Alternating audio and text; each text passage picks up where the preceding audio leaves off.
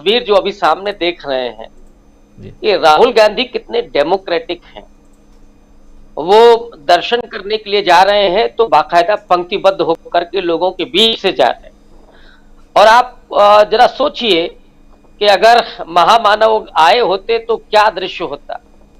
यहाँ सारे लोग नहीं होते और वो अकेले जा रहे होते। उनके सिक्योरिटी की चिंता तो सबको है, हम सबको है, लेकिन राहुल गांधी जिस तरह से लोगों के साथ जुड़ रहे हैं बिना किसी चिंता के, जबकि उन्होंने अपने परिवार के दो लोगों को खोया है और आज उन्हें ही 1984 की याद दिलाई जा रही है, उनको ट्रोल किया जा रहा है। अजय जी ने जिस बात को सामने रखा कि उनके चाय के गिलास को बदल करके शराब के गिलास के रूप में दिखाया जा रहा है, मैं कतई इसको लेकर के आश्चर्यचकित नहीं हूं, क्योंकि जिस विचारधारा के ये लोग हैं इनकी ये 100 साल पुरानी फितरत है, कोई आज की नहीं है।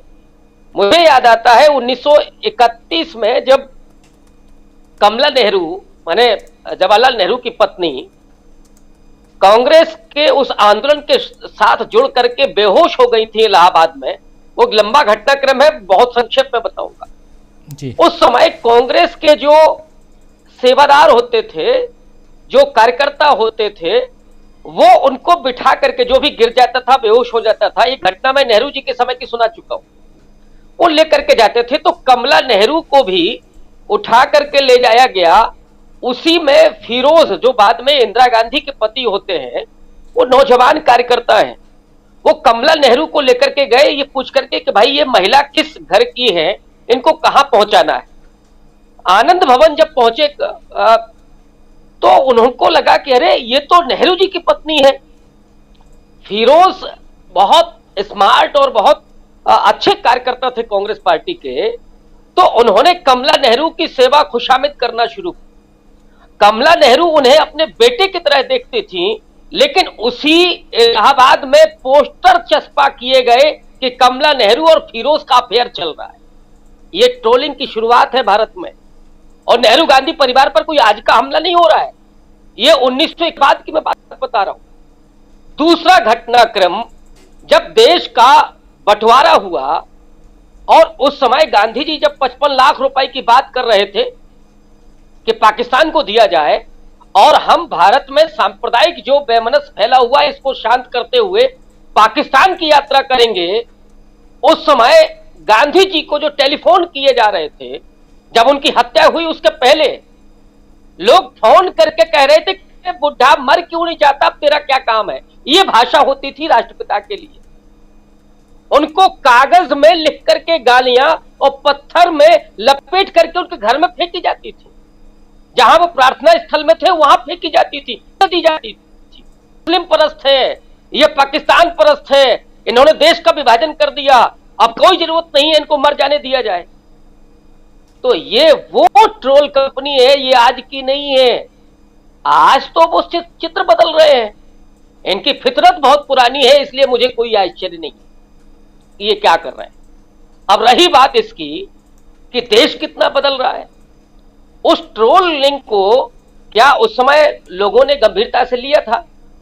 राहुल गांधी जब 3000 किलोमीटर से ज्यादा चल करके पंजाब पहुंचे हैं, तो क्या पंजाब के लोग उनका स्वागत नहीं कर रहे हैं? पंजाब के लोगों ने कब का 1984 का जख्म भुला दिया, और उसके बाद पंजाब जिस तरह से शांत हुआ, और पंजाब के उसी पंजाब में कांग्रेस की सरकारें रही इसी बीच में, तो क्या पंजाब के लोग कांग्रेस से बेमनस रख रहे हैं? ये जो ट्रोलिंग के जरिए जिस तरह की चीजें सामने लाई जा रही हैं कि माने पंजाब तो एक अलग प्रदेश है जो इस देश का नहीं है, और कांग्रेस पार्टी ने जो किया था वो परिस्थितियां अलग थी, हम लोग मानते हैं। और बाकायदा डॉक्टर मनमोहन सिंह ने उसके लिए माफी भी मांगी है। क्या ये इस सरकार का कोई नुमाइंदा 2002 के लिए माफी मांगेगा? और उन्होंने तो कहा कि साहब हमने सबक सिखा दिया। तो ये वो लोग हैं जो करते भी हैं और उसके बाद सबक सिखाने का पूरा ऐलान भी करते हैं।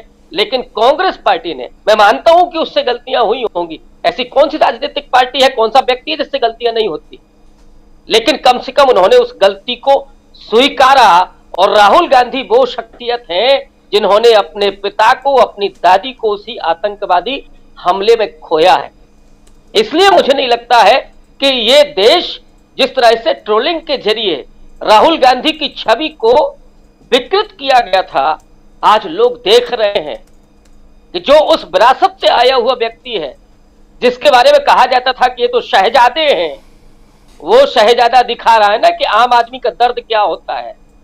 वो 3000 किलोमीटर चलता है। अरे मोदी जी 300 ही किलोमीटर चल रहे, अमित शाह 20 किलोमीटर ही पैदल चल रहे, तो समझ में आ जाएगा। लेकिन वो नहीं करेंगे, और इसलिए नहीं करेंगे क्योंकि उनको देश के दर्द लेना देना नहीं है। वो किसानों की कब परवाह करते हैं? वो तो चाहते हैं कि ये किसान अपने खेतों से प्रेम करना बंद कर दे, वो भूल जाए कि खेती किसानी में कोई फायदा होता है, वो जीविका का साधन छोड़ दे और ये चला जाए अंबानी और अडानी के पास। वो चाहते हैं क्या ये नौजवान पीढ़ी पढ़ाई करे? आपने नौकरियां ही खत्म कर दी, क्योंकि आप चाहते हैं कि अडानी साहब के यहां वो 400 रुपए में दिहाड़ी मजदूर बनकर के काम करे। आप चाहते हैं कि उसको गुमराह कर दिया जाए ताकि वो 400 रुपए में आपका झंडा उठा करके, आपका बैनर लगा करके आपकी रैली में जाए और आपको वोट करे। आप ऐसा देश बनाना चाहते हैं उस विश्व गुरु के छद्म में, जो मूर्ख हो, जो सोचता ना हो, जो अंधविश्वासी हो, ऐसा ही आप देश बनाना चाहते हैं। लेकिन राहुल गांधी किस बात को कह रहे हैं कि आप डरिए नहीं, ये देश समावेशी राष्ट्रवाद को मानता है। और अभी तो वो कश्मीर जा रहे हैं। सवाल होगा कि पुलवामा में जो शहीद हुए थे उसकी जांच हुई क्या? किन लोगों ने किया था? कौन संगठन उसमें शामिल हुए? और आपने पुलवामा के बाद वो एयर स्ट्राइक करके इस देश के लोगों को इमोशनल ब्लैकमेल किया। चुनाव तो लोगों ने जिताया, और ये कह करके जिताया होगा इस विश्वास के साथ कि जिन्होंने ये किया वो पकड़े जाएंगे। लेकिन उसी कश्मीर से एक डीएसपी पकड़ा गया था जिसने कहा था कि अरे आप सर जानते नहीं है कि हम क्या करने वाले हैं, और उसको छोड़ दिया गया रातों रात। पता चला क्या? ये वो लोग हैं जो देश के साथ गद्दारी कर रहे हैं। जहां सैनिकों पर हमला होते हैं, शहीद होते हैं, उनके लिए ना जांच होती है और ना गुनहगार पकड़े जाते हैं, और ब्लेम किया जाता है किसको?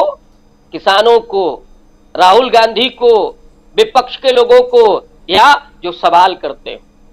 वो गोदी मीडिया वालों को नहीं कहा जाएगा, क्योंकि रात दिन वो भक्ति भाव में लगे हुए हैं, वो तो गुणगान कर रहे हैं। लेकिन अगर आप सवाल पूछते हैं तो आपको भी टुकड़े टुकड़े गैंग में शामिल कर दिया जाएगा।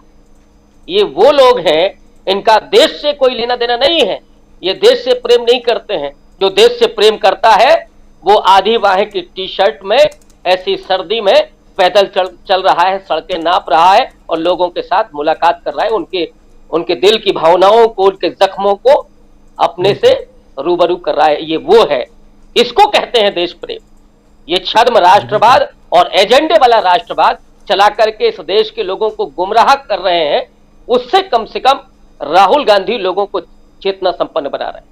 ये भारत जोड़ो यात्रा ने इस देश के पूरे नैरेटिव को बदल दिया है, इस देश के कथानक को बदल दिया है, और लोग अब समझने लगे हैं, जानने लगे। जी जी बिल्कुल, नैरेटिव को इस भारत जोड़ो यात्रा